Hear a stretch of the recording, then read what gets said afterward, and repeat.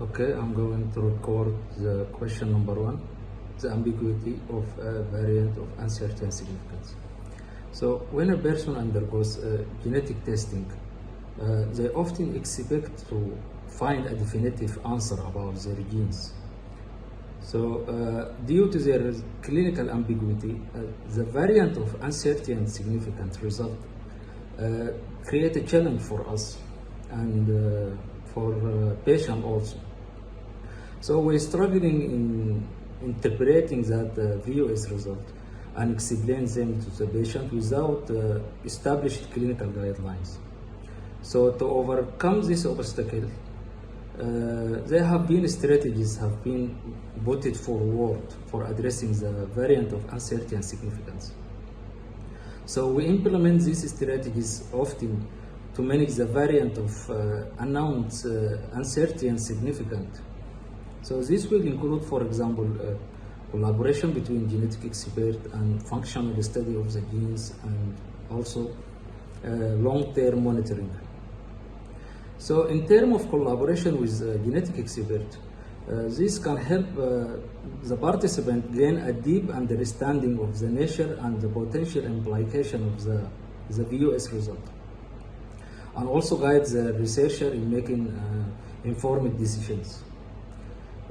Functional study, we also use the functional studies that will help us to learn about the impact of the variant of uncertain significance on genetic processes. So therefore, we conduct these studies to gain a deeper understanding of the clinical relevance of the VOS. In terms of long-term monitoring, when we talk about the clinical geneticist, in their side, I mean, so for them, recognizing that the VOS can also evolve over time, long-term patient monitoring can be a crucial tool for clinicians to accumulate data on the behavior and the clinical significance of this mutation.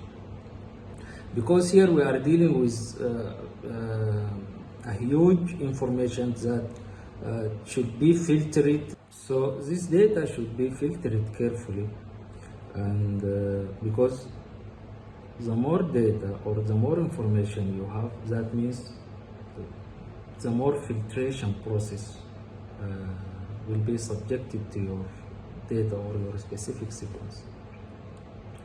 So we also use this strategy about searching information or gaining more information about the variant, what we got it, or the variant in question, and comparing this information with other submitters.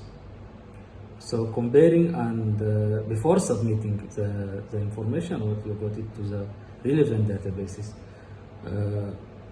one must check that he have got a sequence that is relevant to another submitter to the same databases, for example.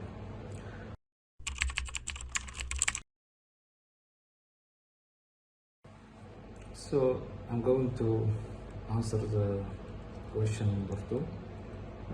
How do you manage discrepancy between genetic variants? So because of variant interpretation is a complex process, sources sometimes disagree on the classification of the variant. So this is called variant discrepancy. A variant may be found is known to cause an increased lifetime risk of disease, for example. Alternatively, the variant may not be well understood, so making it difficult to predict if it affects lifetime risk of the disease for the patient, or it's not the variant in question. So in terms of result discrepancy, for example, one laboratory may call a variant, this variant is a VOS variant. So while other classifies that the same variant is likely bifurcanic, or so the differences between laboratories may be due to varying techniques such as using unlike cell lines or different assay from lab to other lab. So the differences may be due also in the discrepancy in the variant analysis, the platform, or which platform you are using, and or to make it more digestible, you have a specific protocol, we have a specific protocol, but we are doing the same things, the same analysis for the same sequence, but our way for analyzing this result is different from each other. So in my opinion, here we rise the percentage of VUS, or result discrepancy.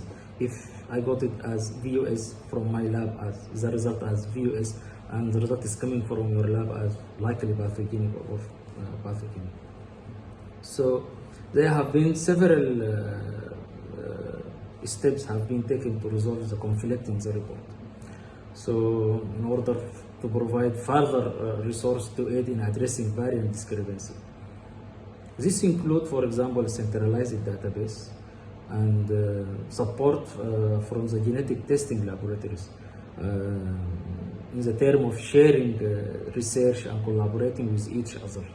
When you are providing the result, if another laboratories have been asked, or usually we send the result, what we have got, to compare it with other laboratories. They have done the same sequence for the same condition.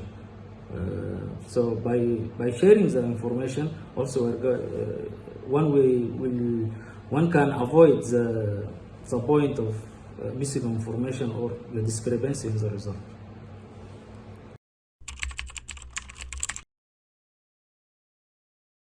Question 3, how do you address the issue of incidental findings when interpreting genetic variant? Okay.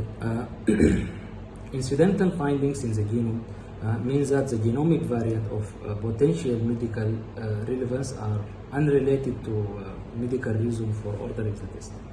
If, in other hand, the GS is obtained for a healthy individual, and this individual without any personal or family history of the disease, then all clinically meaningful findings in the sequence could be considered as to be incidental.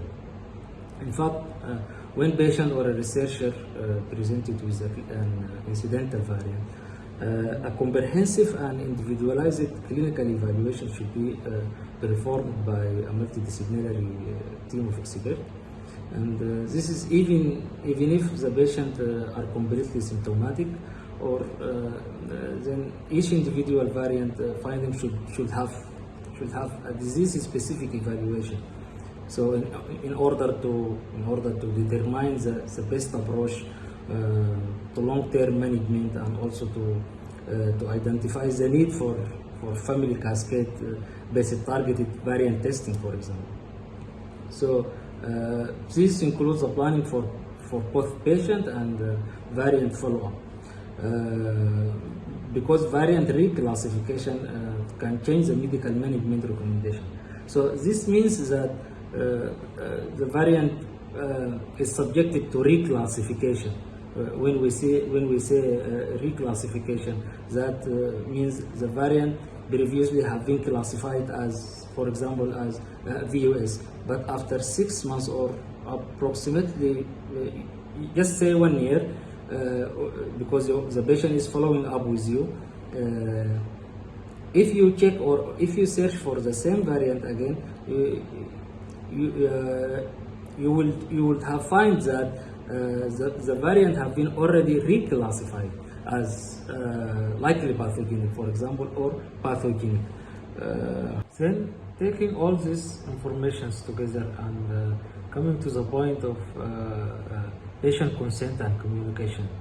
At this stage, all previously gathered information, we have to explain to them, to the patient, in a digestible way, a way that they help them to understand the terms of pathogenics and what will come if the results came as pathogenic, what meant by likely pathogenic one, and what's the step if it is likely pathogenic, how we can differentiate between them, and what meant by VUS.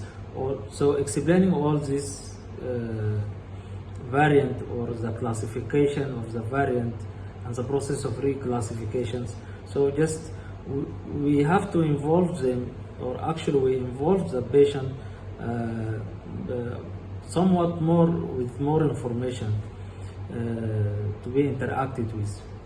So this will help us also in making the decisions regarding the patient.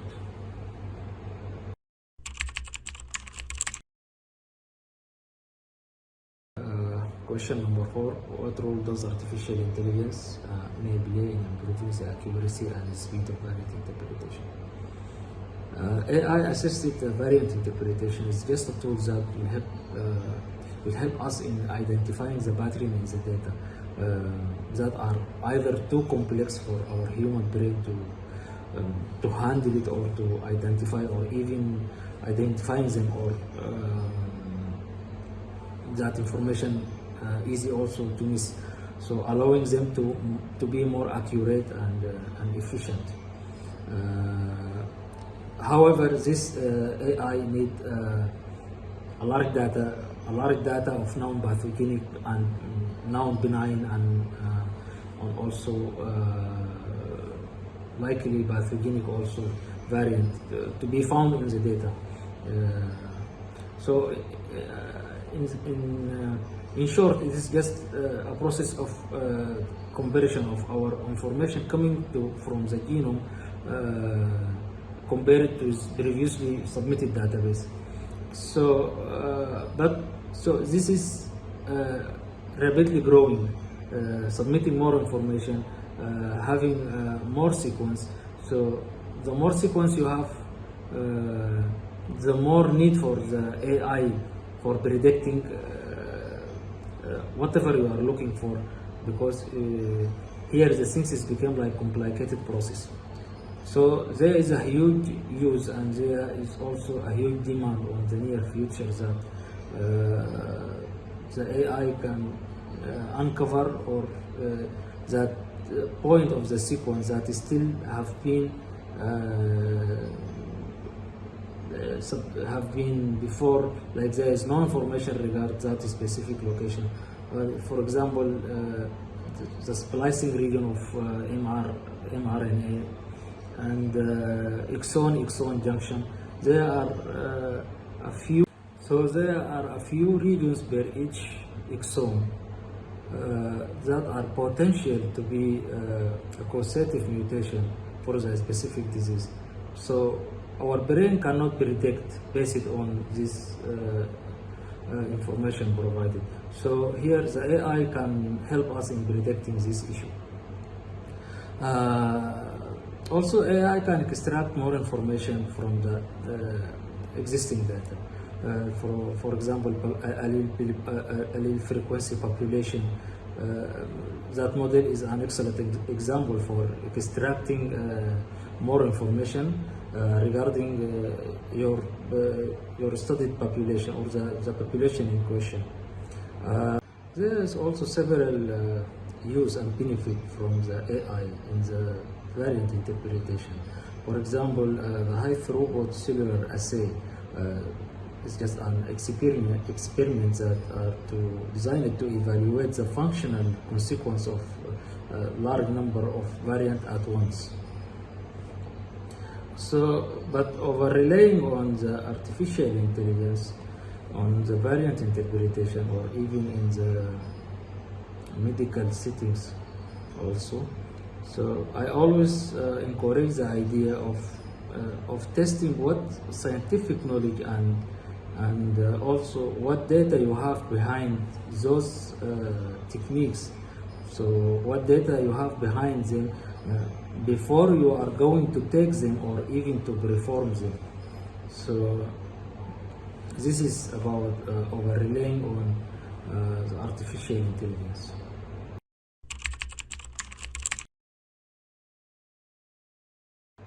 I'm going to record the last question, how we can improve collaboration between clinical geneticist and molecular pathologist and bioinformatician to ensure more accurate and comprehensive interpretation of complex genetic variant.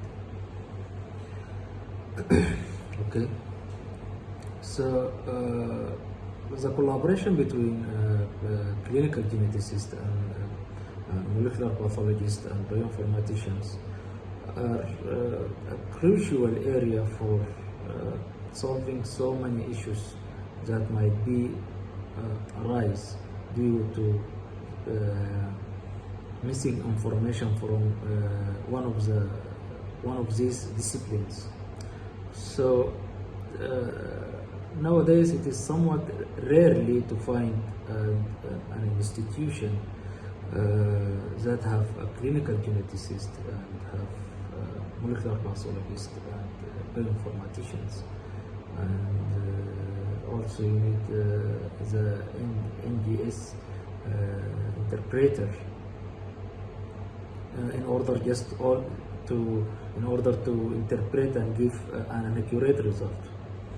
So the problem is arising, as I said, that you might find a clinical geneticist, but there is no bioinformatician that he can help in interpreting with or collaborating with the data analyst for the NGS result. In my opinion, to overcome this issue, there should be a collaboration between the clinician and the molecular pathologist laboratories also and the bioinformaticians. Sharing the information together will solve or will help to overcome the obstacles for misinterpreting the result or result discrepancy also. So by opening a channel of a discussion and sharing result of current research in your facility or in the laboratory with other laboratories colleagues, and the discussion about the result. The clinicians, they are coming from different background. We biologists are coming from different background, but we are in the same field. But in other words, the clinicians, they are focusing on the evaluation of the patient and all these things.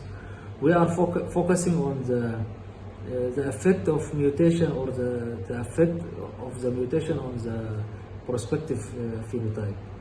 Bioinformaticians, they are focusing on their developing tools that can predict the potential causative mutation for a specific disease. So sharing the information from to provide the bioinformatician, for example, for some valuable information that can have impact on his inventing a new software or developing a new tool to analyze the genome result, and sharing the information with the clinician, and clinician sharing the same information with the clinical geneticist or with the molecular biologist. So by doing so, this will improve the outcome of the result of the NGS interpretation result, and helping in making the decision making regarding the patient condition.